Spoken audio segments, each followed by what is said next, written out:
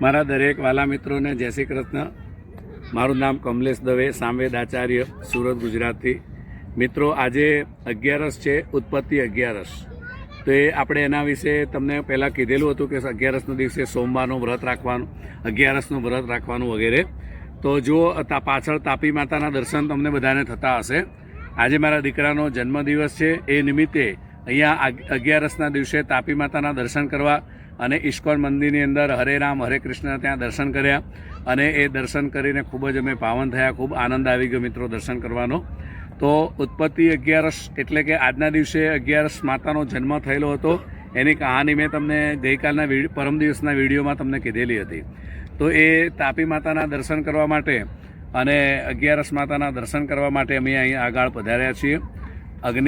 તાપી માતાની આગળ દીવો અમે કર્યો અને દીવા પ્રગટ કરી તુલસી માતાના મેં આશીર્વાદ લીધા। અને આ તાપી માતા જે છે એ સુરતની અંદર વહે છે।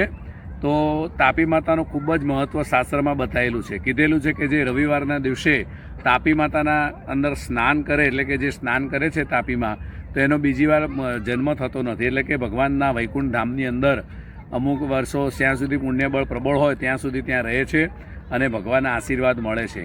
તાપી એ સુરતની એક શાન છે અને તાપી એ સૂર્ય ભગવાનની પુત્રી છે। તો રવિવારના દિવસે જો તમે સુરત આવવાના હોય તો તાપ્તી નદીની અંદર જો રવિવાર આવી જાય તો જરૂર તમારાથી દર્શન કરવું જોઈએ। અને દર્શન કરવાથી, તાપીની અંદર સ્નાન કરવાથી ખૂબ જ આપણે ધન્ય બનીએ છીએ। અમે અમુક સમય જ્યારે સમય મળે ત્યારે તાપી માતાના દર્શન કરવા માટે અહીંયા આવીએ છીએ।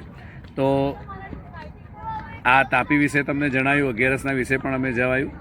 જો આ વિડીયો તમને સારો લાગે તો સબસ્ક્રાઈબ કરજો, શેર કરજો, કોમેન્ટ કરજો અને લાઈક કરજો। જય શ્રી કૃષ્ણ।